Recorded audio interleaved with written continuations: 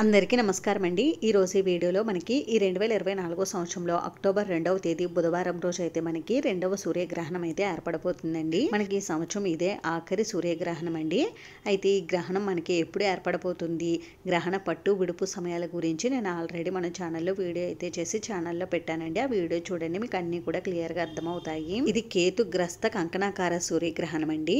అయితే ఈ గ్రహణం ఏర్పడినప్పుడు గర్భిణీ స్త్రీలు ఎటువంటి నియమాలు పాటించాలి, జాగ్రత్తలు తీసుకోవాలి అనేది ఇప్పుడైతే తెలుసుకుందామండి. ఈ గ్రహణం మనకి 2024 అక్టోబర్ 2వ తేదీ బుధవారం రోజు రాత్రి 9:13 నుండి ప్రారంభమయ్యి 2024 అక్టోబర్ 3వ తేదీ గురువారం తెల్లవారుజామున 3:15 వరకు అయితే ఉంటుందండి. ఈ గ్రహణ సమయాన్ని పరిశీలిస్తే ఈ గ్రహణం మనకి రాత్రి సమయంలో ఏర్పడుతుందండి. రాత్రి మనకి సూర్యుడు కనిపించడు కాబట్టి ఈ గ్రహణం మనకి భారతదేశంలో అయితే కనిపించడం లేదండి. అందుకని భారతీయులు ఎవరూ కూడా ఈ గ్రహణ నియమాలు జాగ్రత్తలను పాటించవలసిన అవసరం అయితే లేదండి. ఇక్కడ నేను స్క్రీన్ పైన డిస్ప్లే చేస్తున్నటువంటి దేశాలలో ఈ గ్రహణం అయితే పడుతుందండి. ఈ దేశాలలో కనుక మన భారతీయులు ఎవరైనా ఉంటే వారు తప్పకుండా ఈ గ్రహణ నియమాలను జాగ్రత్తలను పాటించాలండి. మన పెద్దలు పూర్వీకులు చెప్పేదాని ప్రకారం మనకి ప్రపంచంలో ఎక్కడైనా గ్రహణాలు ఏర్పడినప్పుడు ప్రకృతిలో అనేక మార్పులు అనేటివి జరుగుతూ ఉంటాయండి. గ్రహణ ప్రభావం పుట్టబోయే బిడ్డ పైన అలాగే గర్భిణీ స్త్రీ పైన పడకుండా ఉండాలంటే ఈ గ్రహణ సమయంలో గర్భిణీ స్త్రీలు తప్పకుండా తేలికపాటి నియమాలను జాగ్రత్తలను అయితే పాటించాలండి. ఇలా గ్రహణ సమయంలో గర్భిణీ స్త్రీలు తేలికపాటి నియమాలను జాగ్రత్తలను తీసుకోవడం వల్ల పుట్టబోయే బిడ్డకు అలాగే తల్లికి కూడా మంచి జరుగుతుందని ఒక నమ్మకం అయితే ఉందండి. కాబట్టి గ్రహణ సమయంలో గర్భిణీ స్త్రీలు తీసుకోవలసిన జాగ్రత్తలు, పాటించవలసిన కొన్ని నియమాల గురించి వీడియోలో అయితే తెలుసుకుందామండి. ఇప్పుడు మనకి ఏర్పడబోయేది సూర్యగ్రహణం కాబట్టి ఈ సమయంలో గర్భిణీ స్త్రీలు బయటకు వెళ్లకుండా ఉంటేనే మంచిదండి. ఎందుకంటే గ్రహణ సమయంలో బయటకు వెళ్లడం వల్ల గ్రహణ ప్రభావం అనేది గర్భస్థ శిశువు పైన పడే ఛాన్స్ అయితే ఎక్కువ ఉంటుందండి. అందుకని గర్భిణీ స్త్రీలు గ్రహణ సమయంలో బయటకు వెళ్లకుండా ఇంట్లో ఉంటేనే మంచిది. ఇంకా తప్పనిసరిగా బయటకు వెళ్లాల్సి వస్తే అప్పుడు మీరు ఏదైనా గొడుగు కానీ క్లాత్ కానీ వేసుకుని మీరు బయటకు అయితే వెళ్ళవచ్చండి. లేదు అంటే మీతో పాటుగా కొద్దిగా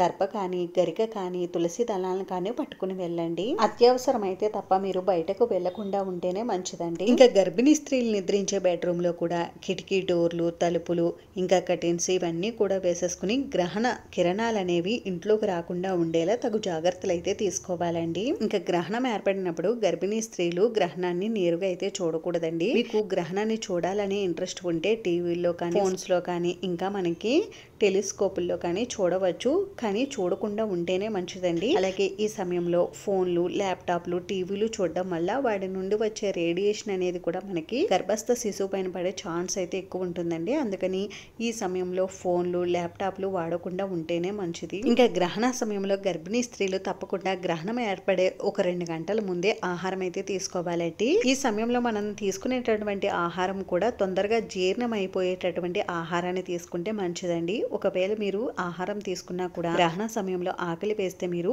ఏదైనా లిక్విడ్ ఫుడ్ ఉంటుంది కదండి, అంటే ఫ్రూట్ జ్యూసెస్ కానీ ఇటువంటివి అయితే తీసుకోవాలి. ఇవి తొందరగా మనకి జీర్ణం అవుతాయి కాబట్టి ఇలాంటి లిక్విడ్ ఫుడ్, జ్యూసెస్ ఇవి తీసుకుంటే మంచిదండి గ్రహణ సమయంలో. ఇంకా గర్భిణీ స్త్రీలు ఉన్న ఇంట్లో తప్పకుండా గ్రహణం ఏర్పడే ముందుగానే మనం దర్భనైతే తెచ్చుకుని ఇంటికైతే పెట్టుకోవాలండి. ఇంట్లో ప్రతి చోట కూడా ఈ దర్భనైతే ఉంచుకోవాలండి. అంటే కిచెన్ లో కానీ, బెడ్రూమ్ లో కానీ, పూజా రూమ్ లో కానీ ఇలా ఇంట్లో ప్రతి చోట కూడా ఈ దర్భనైతే పెట్టుకోవాలి. అలాగే గర్భిణీ స్త్రీలు కొద్దిగా మీ దగ్గర కూడా దర్భనైతే పెట్టుకోండి.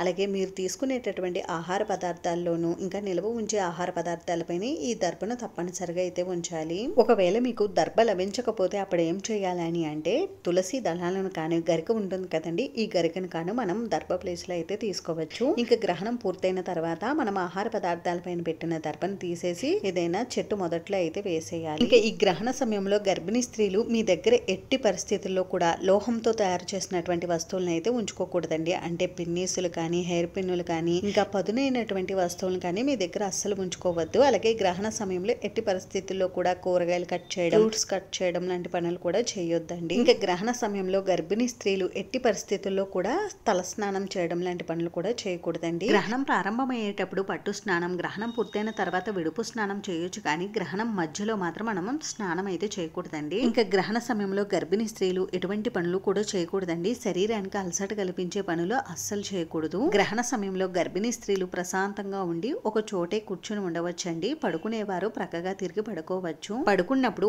అటు ఇటు కూడా తిరగవచ్చండి. ఇంక ఈ గ్రహణ సమయంలో ప్రశాంతంగా కూర్చుని దైవనామస్మరణ చేసుకుంటూ ఉండాలండి. ఈ గ్రహణ సమయంలో మహామృత్యుంజయ మంత్రాన్ని పఠించడం వల్ల చాలా మంచి ఫలితాలు అయితే కలుగుతాయండి. అంతేనండి, చూసారు కదా. ఈ వీడియో మీకు నచ్చితే ప్లీజ్ లైక్ చేసి షేర్ చేసి సబ్స్క్రైబ్ చేసుకోండి. Thanks for watching.